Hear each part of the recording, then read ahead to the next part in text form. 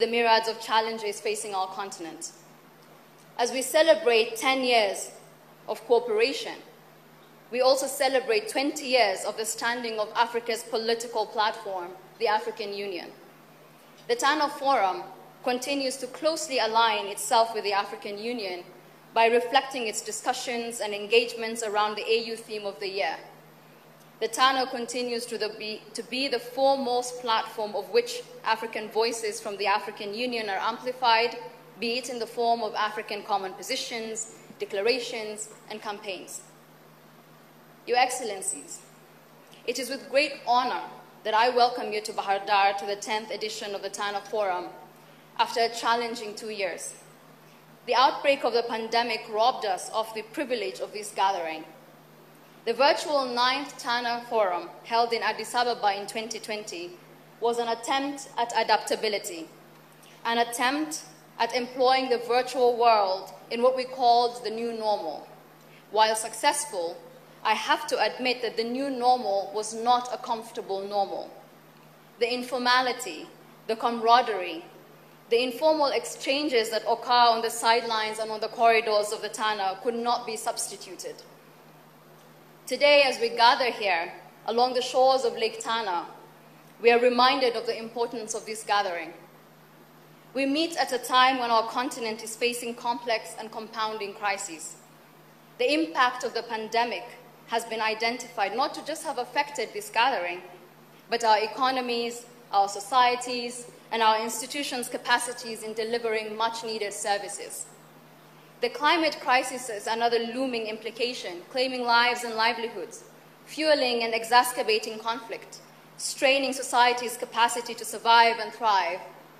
The 10th Fana Forum, happening before Africa hosts the COP27 in Sharm el-Sheikh later this year, is another opportunity to amplify African positions around the climate agenda.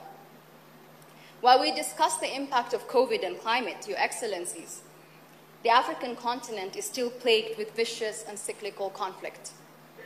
Data has told us that 10 of the most prolonged and catastrophic conflict situations globally are on the African continent. Even more worrisome, we are told, is that 4 of the most deadly jihadist and radical groups in the world are active on our continent. While we recognize these factors as we kickstart these discussions at Fana this year, recognizing the interlinked and compounded nature of these threats is a sure way to start a discussion on building a resilient Africa. Experts tell us that building resilience is not about bouncing back, but rather building resilience is about adaptability. It's about learning how to change so as not to be changed by external threats. It is in this spirit that the 10th Fana recognizes that to discuss resilience building in Africa, we need to have a participatory and inclusive dialogue, a spirit truly reflected in the representation of this year's Fana Forum. Your Excellencies, the spirit of Fana is truly reflected in the scope and level of participation today. With almost 250 participants, almost more than half of the participants self-sponsored, a clear indication of the commitment to engage and build the discussions at Fana. In light of this, I have to remind us all of the spirit of Fana. The Fana spirit is a spirit of open, frank, candid, and participatory discussion. This Fana spirit is a spirit of brotherliness and good neighborliness. As such, we speak truth to power, but we do so in a manner that permits for dialogue and open exchange. But most importantly, the spirit of Fana is a spirit of community. We observe this through non-affiliation and non-representation. Fana is held under the Chatham House rules in a spirit of equal representation of all present. With those few remarks, I call on you to participate and exchange and network. And we have translation to assist in this. We have Arabic, English, French, and Amharic simultaneous translations. Distinguished delegates, I thank you for your kind attention.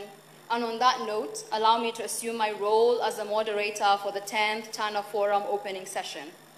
Your Excellencies, I call on you to join me on stage so that we may discuss and engage and have this open morning discussion open. I thank you.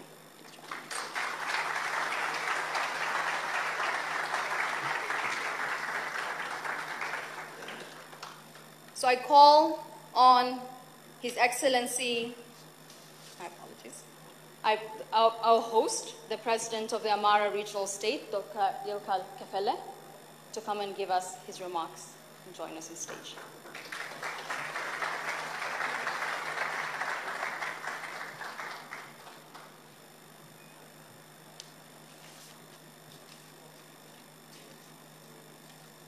Thank you very much.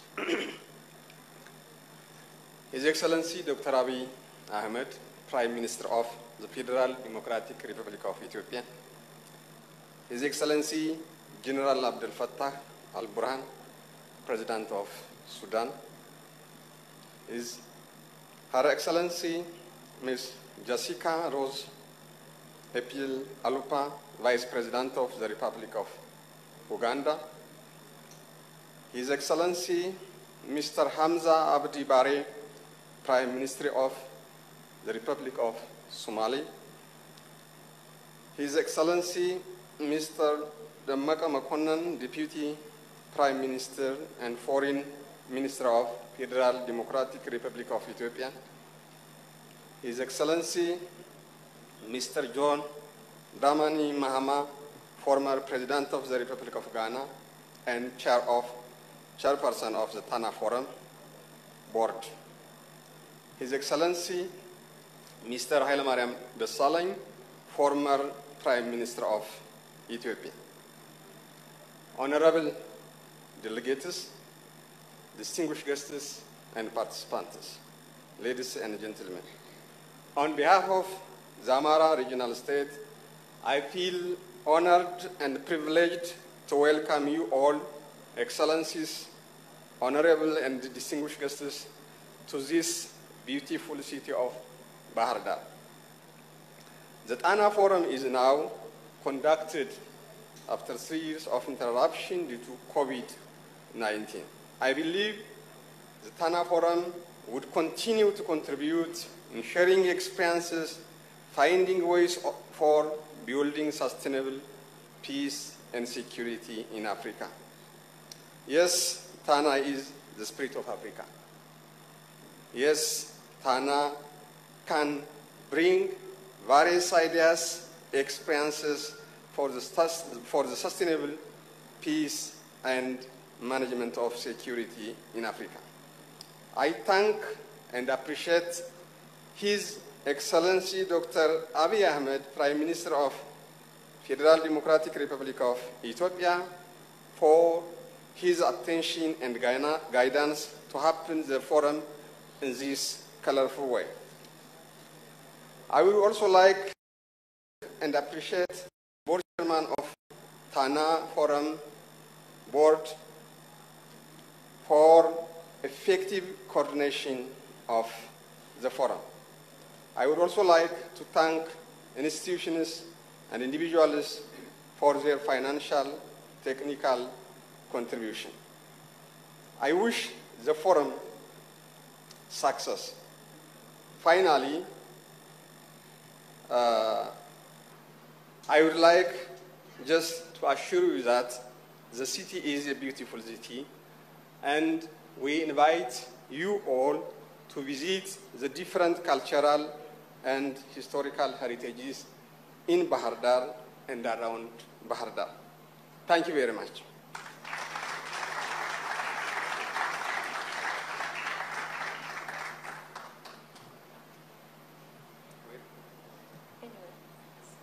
I thank you, Your Excellency. Please, can we give him one more hand? Thank you. Appreciate it.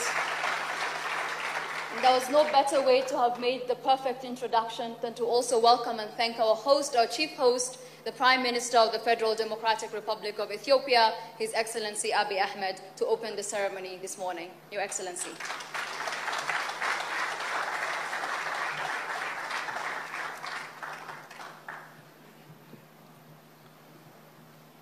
የተከበራችሁ የአስረኛው የጣና ፎረም ተሳታፊዎች፣ እንግዶች፣ ወደ ውቧ ባህር ዳር እንኳን በሰላም መጣችሁ።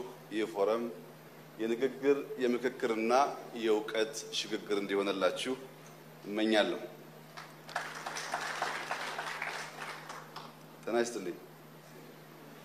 Your Excellency Abdul Fattah Abdurrahman Al-Burhan, President of the Sovereign Council of the Republic of Sudan, Your Excellency Jessica Rose Epo Alupo, Vice President of the Republic of Uganda, Your Excellency Hamza Barry Abdi, Prime Minister of the Federal Republic of Somalia, Mr. Chair, Mr. Deputy Prime Minister, Excellencies, distinguished participants, ladies and gentlemen, at the outset, I would like to extend a warm welcome to all attending the 10th round of the Fana High-Level Forum. It is pleasant to see diverse participants from different continents, disciplines, and culture, all united in the diverse to build a resilient Africa and discuss ways to manage issues threatening our continent's security. Excellencies, building a resilient Africa means not only withstanding unexpected shocks, but also proactively planning and developing innovative, homegrown, African-led solutions. Today, assuming that other parts will be discussed by other colleagues, I want to touch upon 3 security issues that requires our attention: water, energy, and data governance. Africa is vulnerable to climate change despite contributing least to the problem. Most of our populations reside in rural areas, and most survive on subsistence farming, relying heavily on rain-fed agriculture. Today, 1 in 3 Africans experiences water scarcity. Ethiopia continues to invest in renewable energy, including hydroelectric power plants and solar and wind farms, making us and our neighboring countries energy resilient. This is in addition to our strong stand to not only relieve our acute electricity shortage, but also export electricity by efficiently utilizing our resources. In Ethiopia, rain-fed agriculture yields 30% of our expected production. To mitigate this, we have substantially expanded commercial irrigation and paved its way to wheat self-sufficiency by planting heat-tolerant, water-efficient wheat varieties that adopt to arid and semi-arid agroecologies. Additionally, we have launched Green Legacy Initiative, which focused on boosting forestation and afforestation in 2019. Our target was to plant 20 billion eco-friendly seedlings. Today, we have not only met our targets, but surpassed them, planting 25 billion trees, which, with a survival rate of over 70%, and creating nurseries. We have created over 125 nurseries across the country with the potential of producing 8 billion seedlings. The initiative has also created close to 1 million jobs. Ethiopia will continue to forge a sustainable system of green living, green behavior, and green economy. As communities grapple with climate change and its implications, governments are experiencing the impact of the energy crisis. Increases in the price of oil and gas and disruptions in energy supply chains, which strongly highlights the urgent need of innovative solutions. The Ethiopian government is making significant policy interventions along that line. Recently, we have adopting policies to create emission-free transport system, including supporting policy intervention in the adoption of electric vehicles. Excellencies, we cannot discuss security without technology. New technologies shape international relations and may cause vulnerabilities in the areas of digital and technological sovereignty. While technologies, economic, social, and labor implications are apparent, we need to start producing strategies on the geopolitical dimension of technology, ensuring we influence standards in a way that corresponds with African values and enable us to participate in innovative emerging technologies. Thus, a Pan-African data governance strategy must be considered to help the continent realize an African single market for data, aligned with the Africa Union Agenda 2063. Excellencies, I want to call upon governments, development institutions, and non-state actors to collaborate and strengthen our analytical capacities and adopt artificial intelligence and big data for more competitive Pan-African digital economy.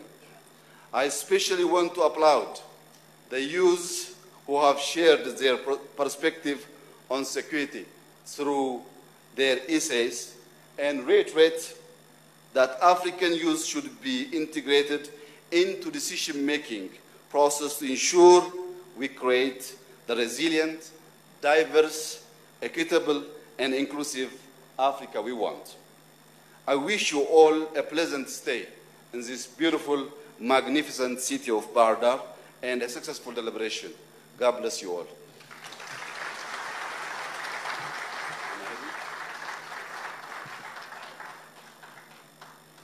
I thank you, Your Excellency, our host, for those remarks calling for green living, green futures, and investing in data governance, calling for inclusivity, enhancing inclusivity, and investment towards the delivery of the African Agenda 2063.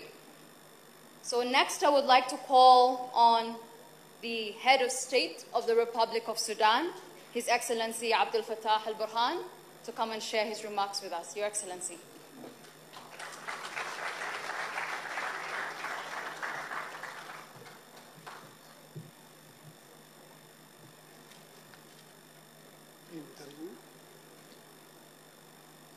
السلام عليكم ورحمة الله وبركاته. السادة أصحاب الفخامة والسمو، يسرني أن أخاطبكم وأنا سعيد جدا أن أكون بينكم. اسمحوا لي في البداية أن أتقدم بجزيل الشكر للسيد أبي أحمد رئيس وزراء جمهورية أثيوبيا وللسيد حاكم الإقليم على الدعوة وعلى حفاوة الاستقبال والترحاب. كما أرجو أن تسمحوا لي كذلك أن أعرب عن عظيم تقديري للقائمين على أمر هذا الملتقى.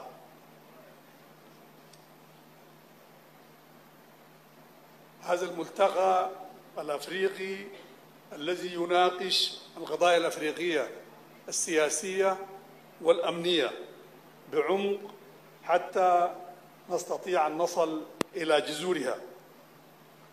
أيضا هذا الملتقى يؤطر ويضع حلولا أفريقية واقعية وقابلة للتطبيق، وهذا المنهج يحقق شعار الحلول الأفريقية للمشكلات الأفريقية.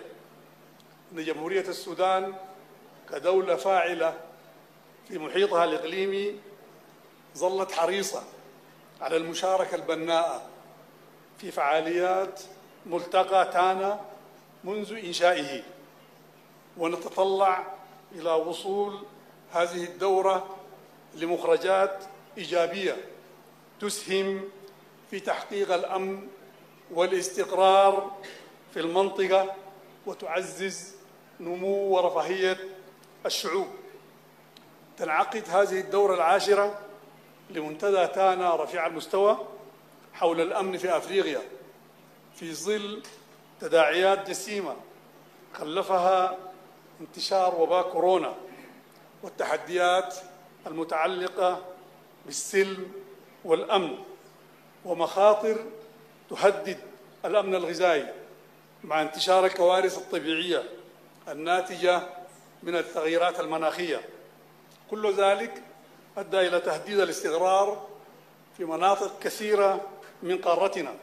لذلك نشيد بهذا التجمع الأفريقي الفكري الذي تتكامل فيه الرؤى وتتوحد فيه المفاهيم ويدور فيه نقاش مثمر بهدف التوصل إلى أفضل السبل لمخاطبة جذور مشكلاتنا الأفريقية المتنوعة بقصد رفع مقدرات الاستجابة للتغلب على الآثار السالبة لهذه التداعيات والآثار.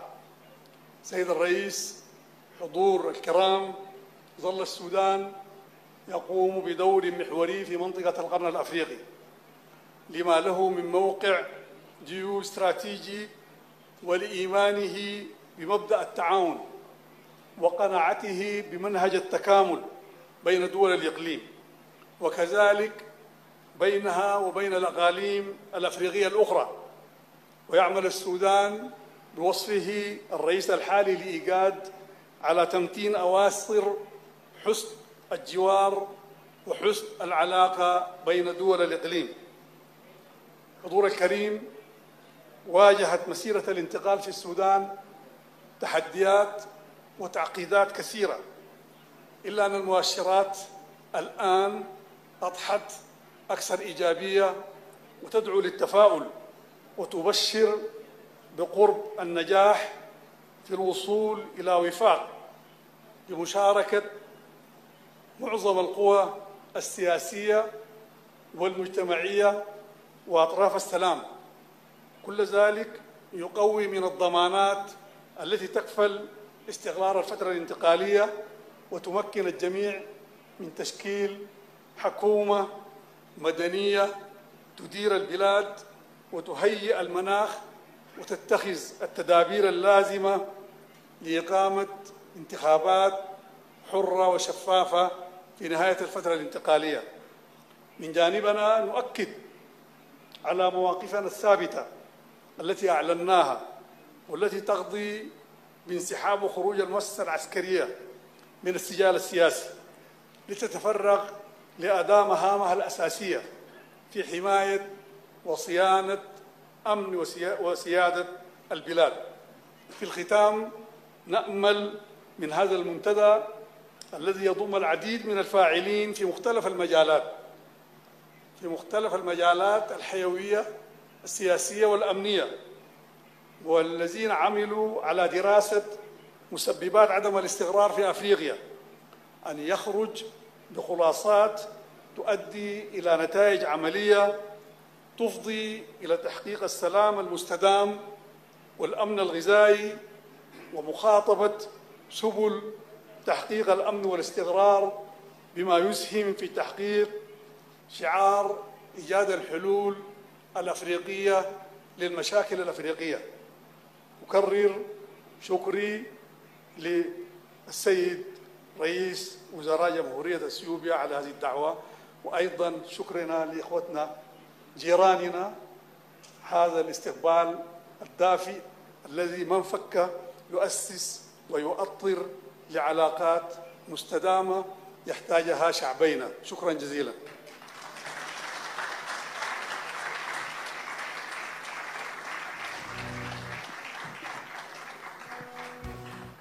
I thank you, Your Excellency.